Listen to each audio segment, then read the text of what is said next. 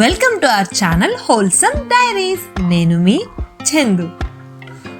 సంక్రాంతి అనగానే మీకేం గుర్తొస్తుంది? నాకైతే నా ఫ్యామిలీ గుర్తొస్తుందండి. మాది 10 మెంబర్స్ కలిసి ఉండే జాయింట్ ఫ్యామిలీ.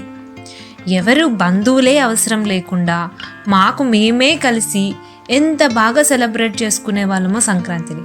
సంక్రాంతి అనే కాదు, ప్రతి పండగని. ఇంతకీ ఈ సంక్రాంతి అంటే ఏంటి, ఎందుకు చేసుకుంటాము మీకు తెలుసా? ఈరోజు సంక్రాంతి పండుగ గురించి కొన్ని కబుర్లు చెప్పేసుకుందాం. Let's get into the video.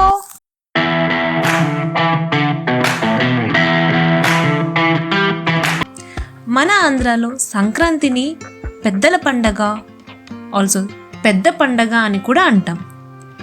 Actually ఈ పెద్ద పండగ, ఈ మకర సంక్రాంతి అనే నేమ్ దీనికి ఎందుకు వచ్చిందో తెలుసా? సూర్యుడు ధనుసు రాశి నుంచి మకర రాశిలోకి ఎంటర్ అయ్యే టైం కాబట్టి దీన్ని మనం మకర సంక్రాంతి అని కూడా అంటాం. అసలు ఈ సంక్రాంతిని ఒక్కరోజు జరుపుకోమండి, 3 రోజులు జరుపుకుంటాం. కొన్ని ప్లేసెస్లో 4వ రోజు కూడా జరుపుకుంటాం. సో మొదటి రోజు భోగి, రెండో రోజు పెద్ద పండుగ ఆర్ సంక్రాంతి ఆర్ పెద్దల పండుగ, 3వ రోజు కనుమ, 4వ రోజు ముక్కనుమ. మొదటి రోజు భోగి పండుగ, చలిమంటలతో. రెండో రోజు మకర సంక్రాంతి, మనం చేసుకున్న పిండి వంటలు, పొంగలి, నైవేద్యాలు ఇవన్నీ మనం పితృదేవతలు అండ్ దేవుళ్ళకు కూడా పూజ చేసి సమర్పించి. 3వ రోజు కనుమ, పశువుల పండుగ.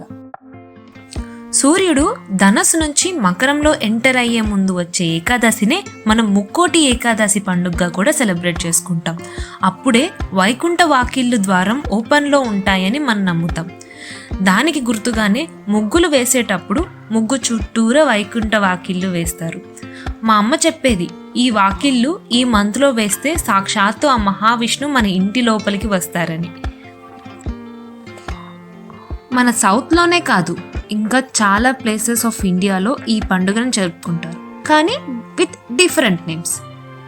గుజరాత్లో ఉత్తరాయణ్, పంజాబ్లో లోరీ, అస్సాంలో మగ్ బిహు, ఉత్తరప్రదేశ్ అండ్ బీహార్లో కిచ్డీ, కాశ్మీర్లో శిశుర్. ముగ్గులు, గొబ్బెమ్మలు, గాలిపటాలు, పిండి వంటలు, ముఖ్యంగా కొత్త సినిమాలు రిలీజ్, ఫ్యామిలీతో గడపడం, ఫ్యామిలీతో సినిమాస్కి వెళ్ళడం, ఇవన్నీ సంక్రాంతి స్పెషల్సేనండి.